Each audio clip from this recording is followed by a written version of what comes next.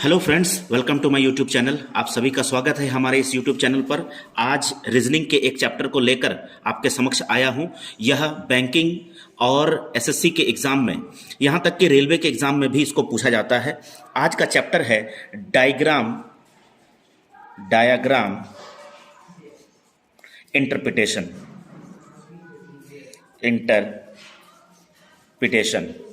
जिसको हिंदी में हम लोग आरेखीय व्याख्या कहते हैं। इस आरेखीय व्याख्या में दो टाइप के क्वेश्चंस आपको देखे जाएंगे।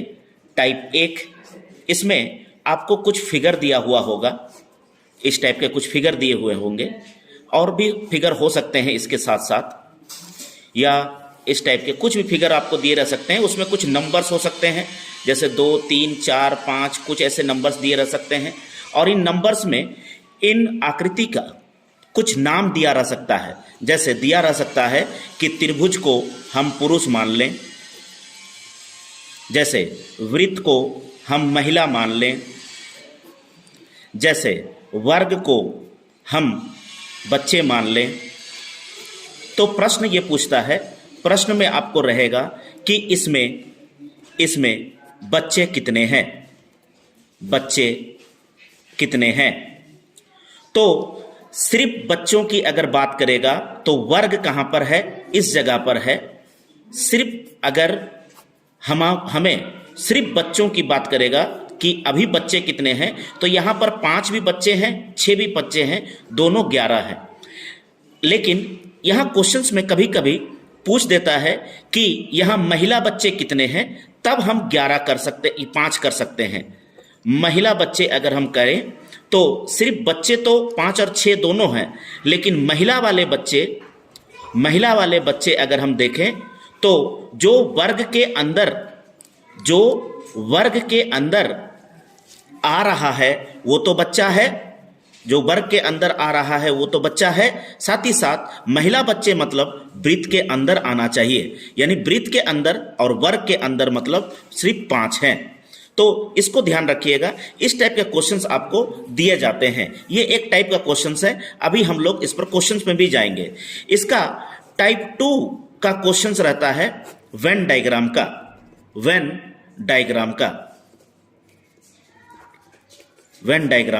वेन डायग्राम में जैसे आपको क्वेश्चन पूछता है, जैसे कि कोई एक नाम दे देगा, 3 नाम दे सकते हैं। उस 3 नाम में आपको बताना है कि इसको वेन डायग्राम में कैसे सजाएंगे।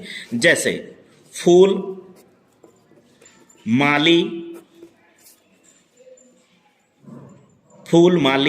और जैसे मान लो महिला, कुछ नाम अगर दे दिया, या फिर वृद्ध कुछ नाम दे दिया।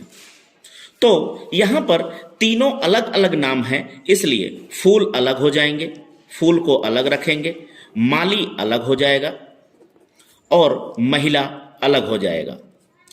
कहीं कहीं पर ऐसा भी हो सकता है कि ये माली जो है वो महिला हो, तो हम ऐसा भी रख सकते हैं कि फूल और महिला के अंदर हम माली को रख सकते हैं, अगर वह महिला माली हो तब। तो इस टाइप के क्वेश्चंस आपको डायग्राम इंटरप्रिटेशन में पूछे जाते हैं। तो आइए हम लोग क्वेश्चन देखते हैं।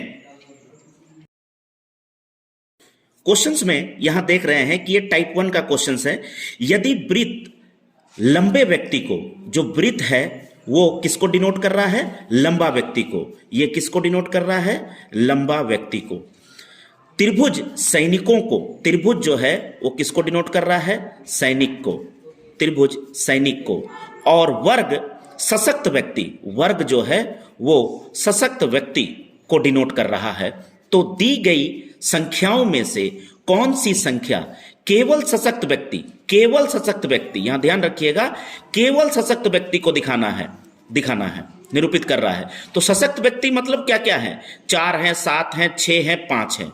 ये सब सशक्त व्यक्ति हैं, यानी वर्ग के अंदर आ रहे हैं। लेकिन केवल सशक्त हैं, उसमें ना तो सैनिक होने चाहिए और ना ही आपके लंबे व्यक्ति होने चाहिए। तो केवल सशक्त यहां पर कितने हो रहे हैं, 5 हो रहे हैं, सिर्फ 5 है। तो केवल सशक्त जो है यहां पर नॉन ऑफ दीज में आएगा, इनमें से कोई नहीं इसमें आएगा। अगर 5 ऑप्शन रहता तो 5 भी हम लोग ले सकते थे। तो केवल सशक्त कितने हैं? तो 5 हैं। क्लियर हो रहा होगा आप सभी को। अगला क्वेश्चन आगे बढ़ते हैं। अब वेन आरेख में जो सेकंड टाइप का क्वेश्चन है, वो सेकंड टाइप के क्वेश्चन में कैसे पूछे जाते हैं? शरीर, कान, मुख। तो आपके शरीर में ही पूरा को अगर हम शरीर मान लें तो आपके शरीर के अंदर ही कान भी होते हैं और मुंह भी होता है। तो मुंह और कान एक में नहीं हो सकता है, इसलिए अलग अलग हम लोग रख दिए। आई होप आप सभी को क्लियर हो रहा होगा। अगला, बाघ, जंगली जानवर और जंगल। तो हम जान सकते हैं कि पूरे जंगल में जंगली जानवर रहते हैं, और बाघ एक जंगली जानवर है, तो बाघ को उसके अंदर हम रखेंगे। तो इस तरह का आरेख आपको खींचा जाएगा और आप लोग ऑप्शन में देखिएगा ये कहां पर है, उसको टिक कर दीजिएगा। अगला, पुत्र, पिता, माता। इसका आरेख कैसे खींचेंगे? तीनों तो अलग अलग है, तो किसी को पुत्र मान लें, किसी को पिता मान लें और एक माता मान लें। तीनों अलग अलग आरेख होंगे। तो इस तरह के आरेख जो है आपको दिए जा सकते हैं एग्जाम में। तो आज का कार्यक्रम आप सभी को कैसा लगा, ये आप हमें कमेंट में बताइएगा।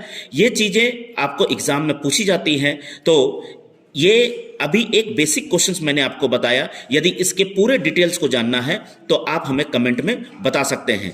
आज के लिए हम लोग इतना ही रखते हैं और आप सभी से एक ही गुजारिश है कि हमें लाइक करें, कमेंट करें और सब्सक्राइब अवश्य करें, ताकि नए चीज़ों को आप तक हम पहुंचा सकें। और कमेंट करें कि यदि आपको कोई सब्जेक्ट पढ़ना है तो आप हमें बता सकते हैं, उस सब्जेक्ट को हम आपको बताएंगे। आज के लिए इतना ही। बहुत बहुत धन्यवाद।